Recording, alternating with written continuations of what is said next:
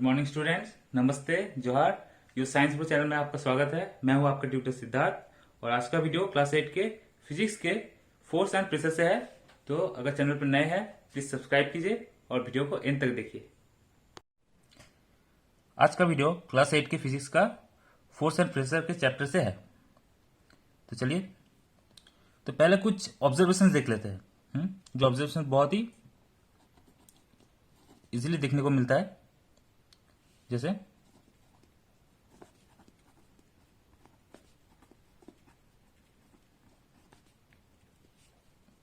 First observation है, जब कोई फुटबॉल स्ट्राइकर फुटबॉल को किक करता है।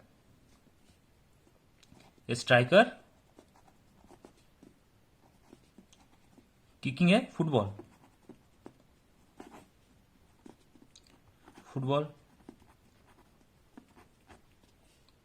सेकंड, जब गोलकीपर किसी भी बॉल को सेव या पंच करता है।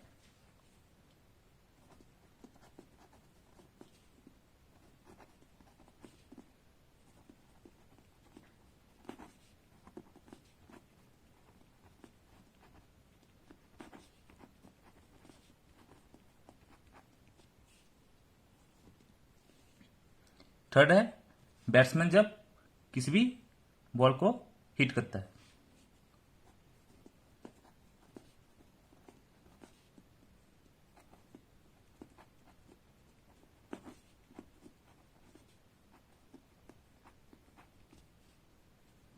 एंड फोर्थ, जब हॉकी प्लेयर हॉकी बॉल को इजिली स्टिक से फ्लिक करता है।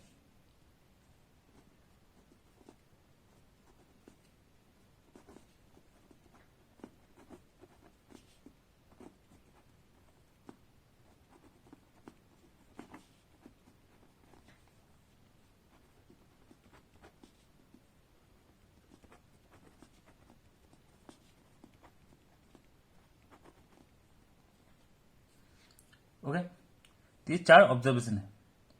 तो इन ऑब्जर्वेशन में दिख रहा है कि कोई भी गेम दूसरे गेम से रिलेट नहीं करता। ओके, मतलब simply this observations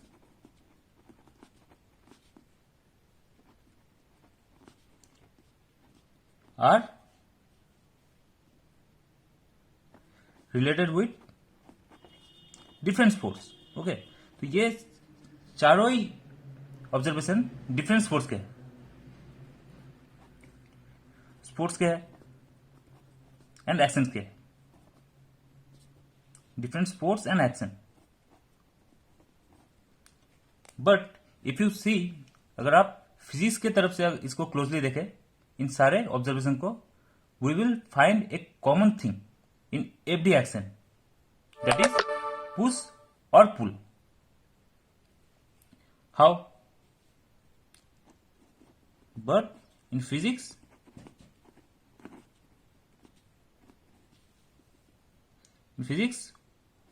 all these actions have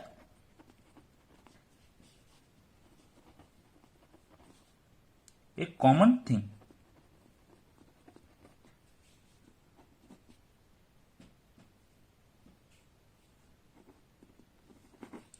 That is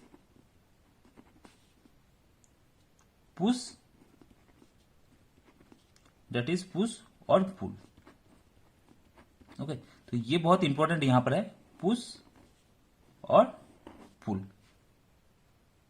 तो हम इन सारे एक्शन में अगर सोचे क्या कॉमन है, दैट इज पुश और पुल। इनके नाम अलग हो सकते हैं, बट जो कॉमन जो पार्ट है, that is this, some are pushing, some are pulling. Okay, तो ये फिजिक्स के अकॉर्डिंग है। नाउ और भी कुछ ऑब्जर्वेशन देखते हैं। जैसे हम डेली लाइफ में डिफरेंट एक्शंस को डिफरेंट नाम देते हैं, like pushing, picking, pulling, flying, hitting, lifting, okay, lifting etcetera. Okay, तो ये इतने सारे एक्शंस हैं, तो हमें सिंपली लगता है कि सारे एक्शन अलग है, but actually they don't, they all are not completely different, they are something in common.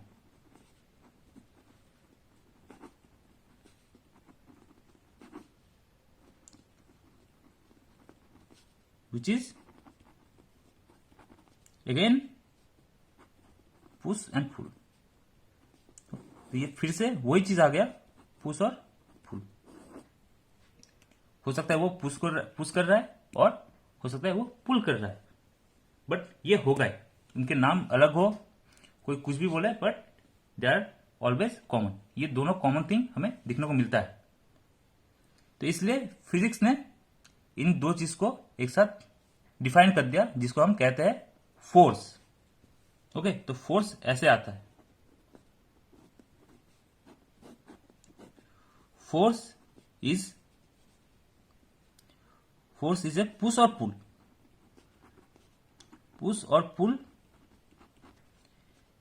By which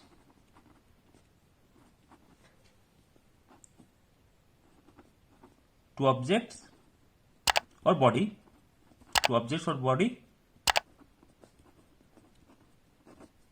interacts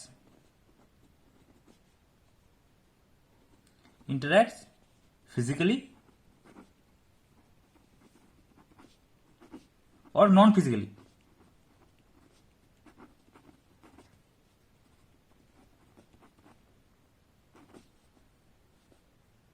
Okay, interacts with each other.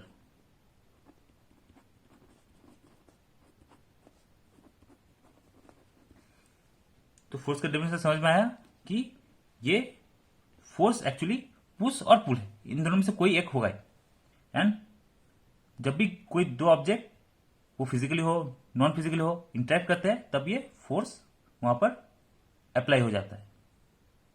Okay, now units पे आते हैं, because force is a physical quantity. Okay, this is a physical quantity, तो इसका unit है.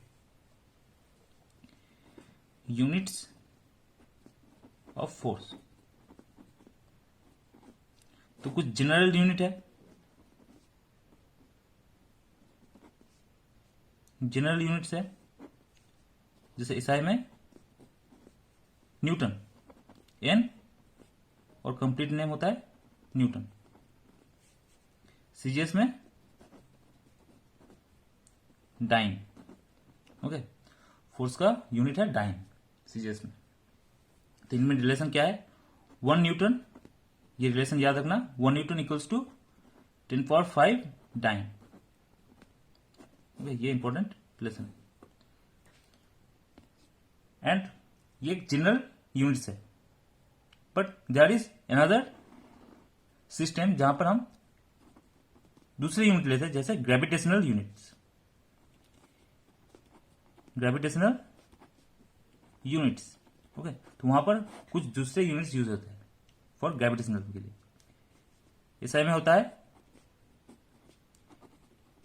Kilogram acceleration, KGF, kilogram acceleration. और CGS के लिए होता है ग्राम एक्सेलरेशन, GF. ओके, तो ये ग्रेविटेशन में यूज होता है ये यूनिट्स, और ये जनरल किसी भी फॉर्म में न्यूटन डाइन यूज होता है. और न्यूटन एंड KGF के बीच में क्या रिलेशन है? तो KGF बड़ा होता है, किलोग्राम एक्सेलरेशन ज्यादा बड़ा होता है, तो 1 KGF equals to 9.8 newton. Okay, तो ये हो गया रिलेशन इनका.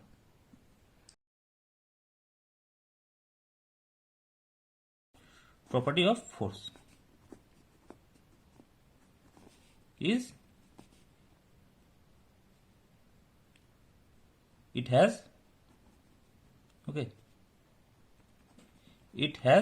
both magnitude and direction. Okay, both magnitude and direction. तो ये फोर्स को हम वेक्टर क्वांटिटी भी कहते हैं. ओके, ये वेक्टर क्वांटिटी तुम बाद में पढ़ोगे। तो वेक्टर क्वांटिटी होता है that physical quantity which have magnitude and direction. तो फोर्स वेक्टर क्वांटिटी होता है, और स्केलर क्वांटिटी वो होता है जिनमें सिर्फ मैग्नीट्यूड रहता है। ओके, वेक्टर क्वांटिटी आर जिसका मैग्नीट्यूड एंड डायरेक्शन दोनों रहता है। हमें दोनों ही उसको पता रहना पड़ता है कि मैग्नीट्यूड कितना है एंड डायरेक्शन कितना है। अगर ये दोनों में से एक भी पता नहीं होगा तो हम वो कुछ प्रॉब्लम सॉल्व नहीं कर पाएंगे। एंड स्केलर में क्या होता है? स्केलर क्वांटिटी जिनके सिर्फ मैग्नीट्यूड होता है। ओके, कोई डायरेक्शन नहीं होता, सिर्फ मैग्नीट्यूड। तो फोर्स इसका डायरेक्शन एंड मैग्नीट्यूड दोनों होता है। But scalar quantity like mass. Okay, mass of an object. तो मास का वैल्यू है 1 kg, 5 kg, जिसका जितना होगा। Okay, it has mass has magnitude but no direction. तो इसलिए हमें कुछ डायरेक्शन की जाना ही नहीं पड़ता मास की तरफ, बिकॉज हमें 1 kg पता है तो हमें समझ में आ जाता है कि कितना मास है। तो फोर्स सिर्फ वैल्यू से नहीं पता चलता, वो डायरेक्शन भी जानना पड़ता है टू अप्लाई। नाउ नेक्स्ट आता है एप्लीकेशंस और effects.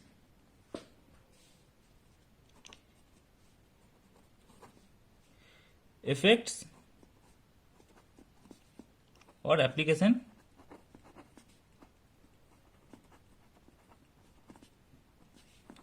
Of force on a body. Okay, तो बॉडी पे अब फोर्स एक्ट होता है तब क्या क्या दिखने को मिलता है हमें, इफेक्ट्स क्या क्या है। जो फर्स्ट इफेक्ट है, ओके, तो first effect is force can change. Force किसी भी ऑब्जेक्ट का स्टेट ऑफ मोशन चेंज कर सकता है। मतलब कोई अगर रेस्ट में है उसको मूविंग कर सकता है, और कोई मूविंग है उसे डायरेक्टली रेस्ट में ला सकता है। तो force actually state of motion को इजीली चेंज कर सकता है। It can change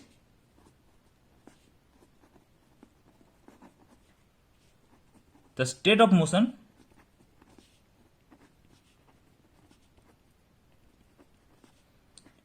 of an object. जैसे एग्जांपल है जब कोई फुटबॉलर पेनल्टी शूट लेता है। ओके, फुटबॉलर जब पेनल्टी शूट लेता है तो वो जो फुटबॉल होता है वो रेस्ट में रहता है, and suddenly he kick. Okay, kick करता है तो बॉल मूव करना स्टार्ट करता है। ओके, तो वहां पर पहले फुटबॉल जो था रेस्ट में था, and after kicking it starts in a motion. Okay, तो ये फुटबॉल के पेनल्टी शूट में हमें इजीली देखने को मिलता है कि वहां पर फुटबॉल रेस्ट से मूविंग हो जाता है।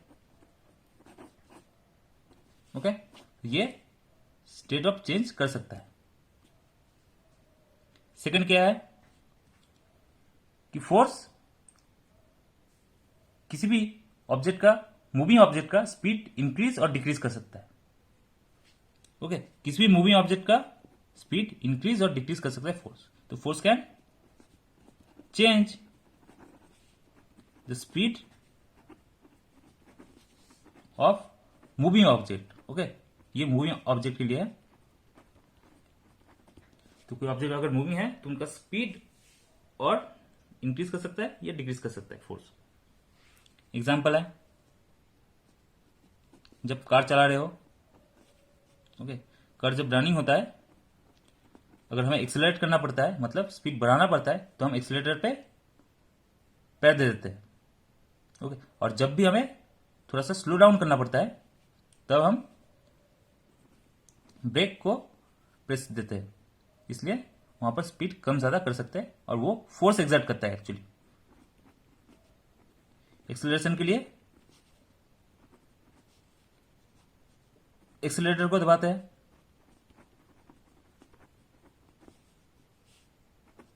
प्रेस एक्सीलरेटर, और स्लो डाउन के लिए ब्रेक। तो इन दोनों केस में ही फोर्स एक्सर्ट होता है कार के ऊपर एंड तब उसका स्पीड चेंज हो जाता है।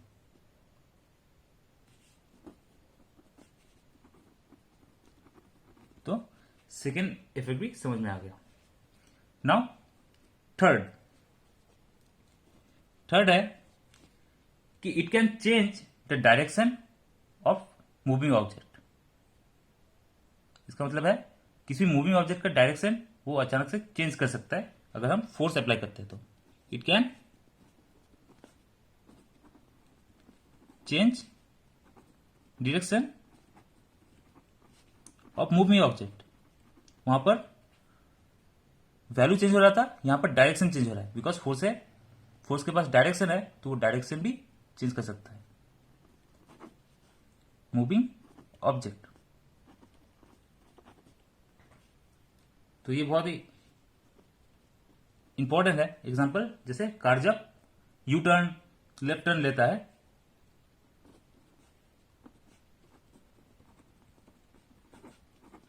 U turn, left turn, okay, तो कोई भी टर्न हो तो वो स्टीयरिंग को घुमाता है। स्टीयरिंग से एक्चुअली कार में फोर्स एक्सर्ट होता है जिसकी वजह से वो डायरेक्शन चेंज कर सकता है। चेंज डायरेक्शन, ओके, तो ये समझ में आ गया। तो फोर्स से हम डायरेक्शन, मूविंग ऑब्जेक्ट का डायरेक्शन चेंज कर सकते हैं। एंड जो लास्ट है दैट इज फोर्स किसी भी ऑब्जेक्ट का शेप एंड साइज चेंज कर सकता है। इट कैन चेंज शेप और size of a body, okay, किसी भी ऑब्जेक्ट का वो शेप और साइज डिफॉर्म कर सकता है सिंपली। एग्जाम्पल क्या है, ओके, घर में जब मम्मा रहती है तो क्या होता है कि वो आटे को मिलाती है और उसको एक गोला बनाती है, उससे वो रोल करके रोटी बनाती है। तो वहां पर क्या होता है, वो एक स्पीयर जैसे गोले से वो प्रेस करके उसको फ्लैट रोटी में ट्रांसफॉर्म कर देता है। तो वहां पर फोर्स एक्सर्ट करती है वो,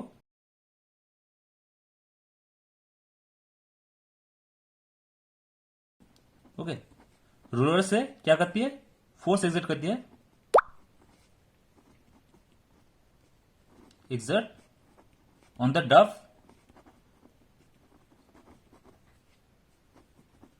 to change the shape, okay, ये समझ में आ गया। बस, तो आज की क्लास के लिए इतना ही। अगर वीडियो अच्छा लगे तो प्लीज लाइक करो, शेयर करो एंड कमेंट करो एंड सब्सक्राइब तो करो। एंड नेक्स्ट इसका जो पार्ट आएगा वो अगले दिन आएगा, तो प्लीज तब तक के लिए बुक्स को रीड करो और अच्छे से रहो।